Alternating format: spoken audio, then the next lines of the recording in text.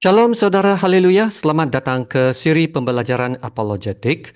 Kiranya kasih karunia dan damai sejahtera melimpahi Anda oleh pengenalan akan Allah dan akan Yesus Tuhan kita.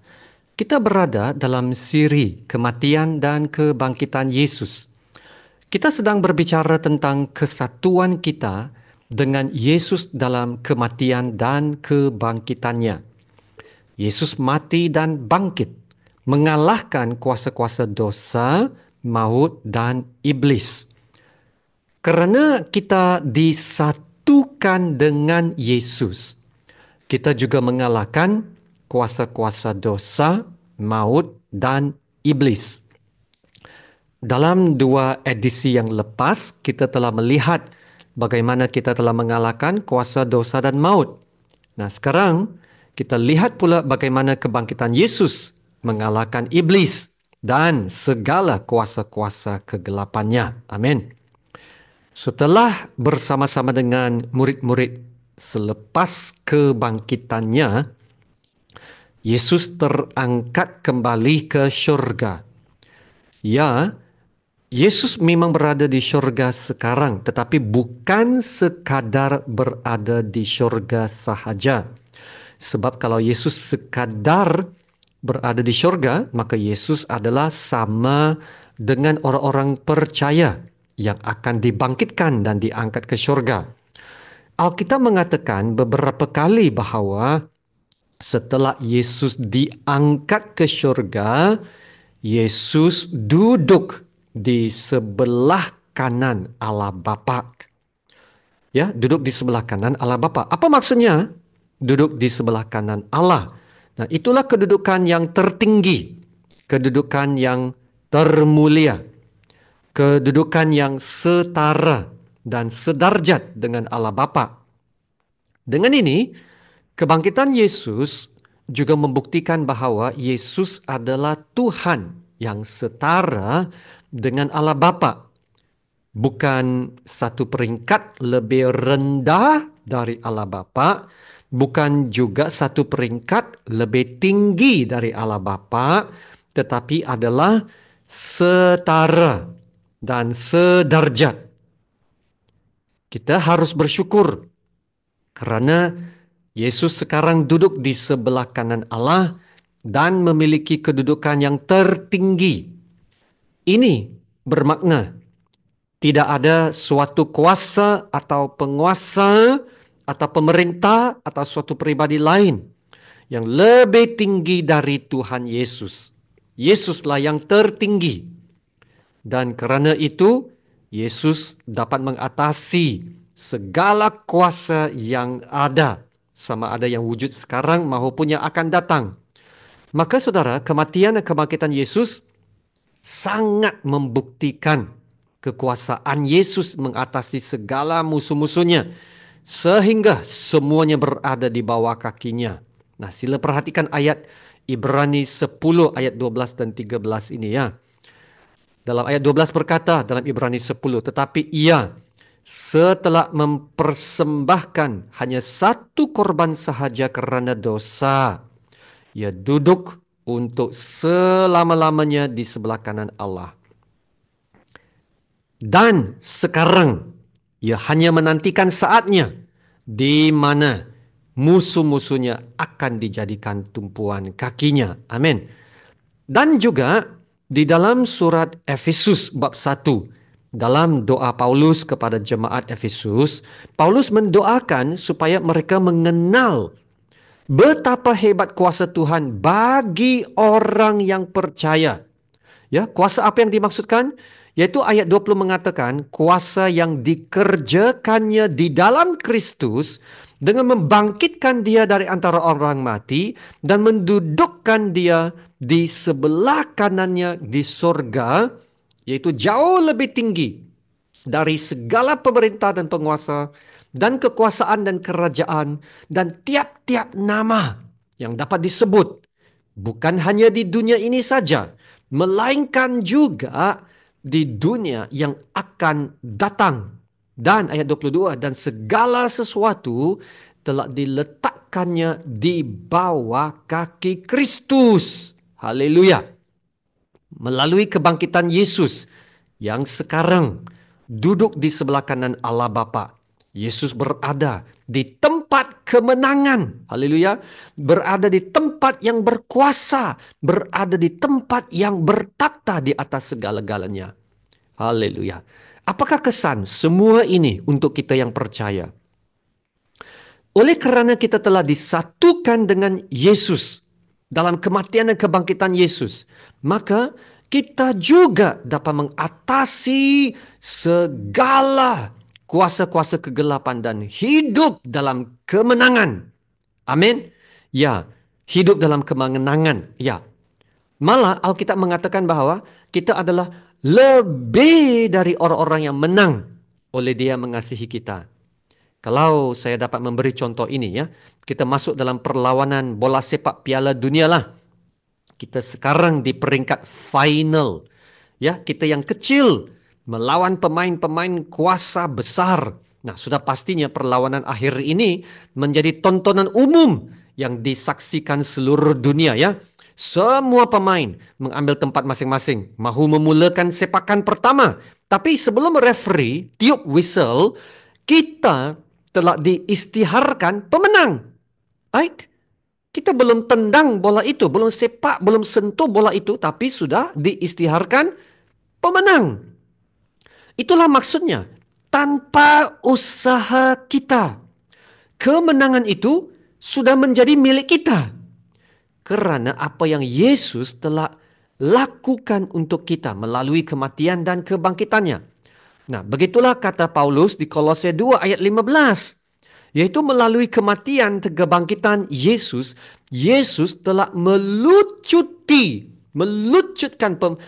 pemerintah-pemerintah dan penguasa-penguasa dan menjadikan mereka tontonan umum dalam kemenangannya atas mereka. Wow, sungguh luar biasa.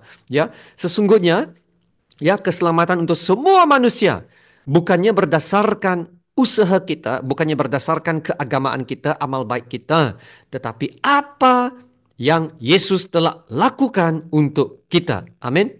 Ya saudara yang dikasihi Tuhan Yesus, kerana kita telah disatukan dengan Yesus dan dapat hidup dalam kemenangan, maka kita tidak perlu lagi takut akan roh-roh jahat. Ya, tidak perlu takut iblis. Tidak perlu takut kuasa-kuasa kegelapan. Ya, tidak perlu takut hantu lah ya. Ya, kalau saya bukan seorang yang percaya kepada Tuhan Yesus, memang saya akan takutlah kuasa-kuasa kegelapan. Tetapi setelah saya menerima Yesus sebagai Tuhan dan Penyelamat dan saya belajar kebenaran Alkitab, maka saya tidak perlu takut lagi. Haleluya, kerana Alkitab berkata, jika Allah di pihak kita, siapakah yang dapat lawan kita? Ya, kuasa-kuasa kegelapan memang banyak ya, banyak kuasa kegelapan itu. Tapi kalau kita berdiri di pihak Tuhan Allah, kita telah berdiri di pihak majority, pihak yang berkuasa, pihak yang menang. Haleluya. Begitu juga Allah berkata, roh yang ada di dalam kita lebih besar daripada roh yang ada di dalam dunia ini. Ya, roh yang ada dalam kita adalah roh Tuhan yang sekarang diam di dalam kita. Dan dalam 1 Korintus bab 3 ayat 16 dan 17 mengatakan bahawa tubuh kita ini adalah rumah Tuhan. Dan sekiranya ada sesiapa atau apa-apa yang membinasakan rumah Tuhan, maka Tuhan sendiri akan membinasakan dia. Sebab rumah Tuhan itu adalah kudus dan rumah Tuhan itu ialah Anda. Haleluya. Ya, roh yang ada di dalam kita lebih besar dari roh yang ada di dalam dunia. Tapi Anda mesti pastikan roh yang ada di dalam Anda itu adalah roh Tuhan, ya, bukan roh hantu. Amin. Ya. Ya, Tuhan telah menjanjikan kemenangan kepada orang-orang percaya. Tetapi sayangnya tidak semua orang hidup dalam kemenangan ini.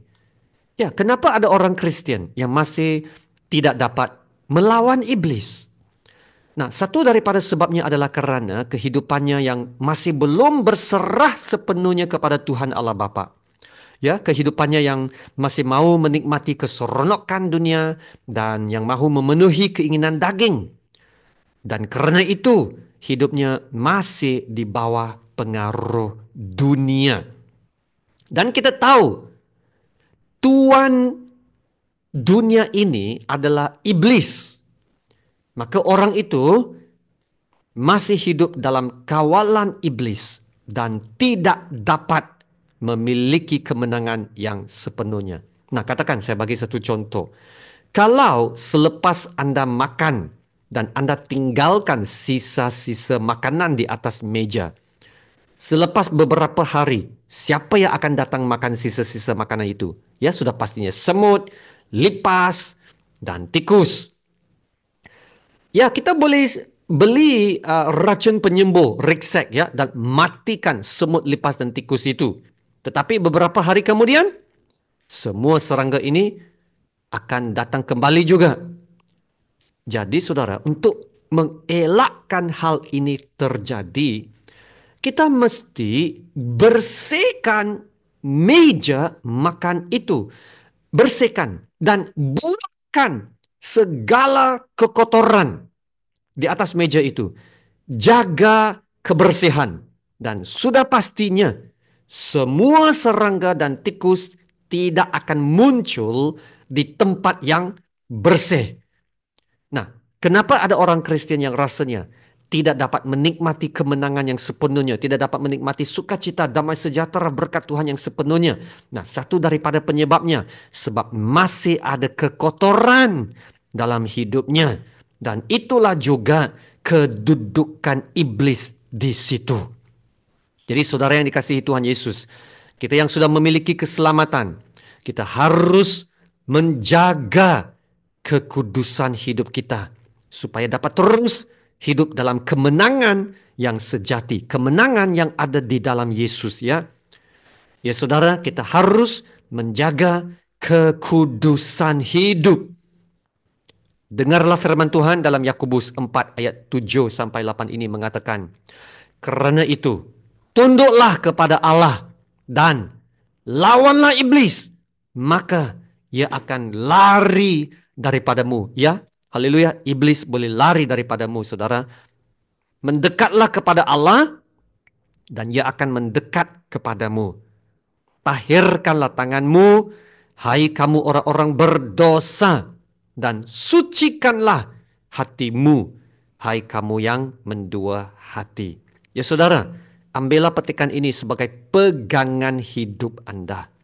Kalau kita ingin melawan iblis dan terus hidup dalam kemenangan, maka tunduklah kepada Allah dengan sepenuh hati. Jaga kekudusan hidup. Mendekatlah kepada Allah dan jadilah ini kerinduan terutama dan Allah akan mendekat kepadamu. Ya saudara, semakin kita dekat kepada Tuhan ya, semakin kita senang melawan iblis. Ingat ini saudara, semakin kita dekat kepada Tuhan, semakin kita senang melawan iblis. Jangan takut hantu, tapi takutlah Tuhan. Haleluya, terima kasih Tuhan Yesus. Mari kita berdoa. Bapa kami yang di surga, Bapa yang terpuji, yang termulia, Bapa kami yang kami kasihi. Terima kasih Bapa untuk firman kebenaran-Mu. Haleluya, terpujilah Tuhan Yesus yang telah mati dan yang telah bangkit, yang duduk di sebelah kanan Allah, yang malah menjadi pembela bagi kami. Dan karena itu, tidak ada sesiapapun yang dapat memisahkan kami dari kasih Allah yang ada dalam Yesus Kristus Tuhan kami. Ya Bapak, tolong kami untuk dapat hidup dalam penyerahan yang sepenuhnya kepada Allah Bapa.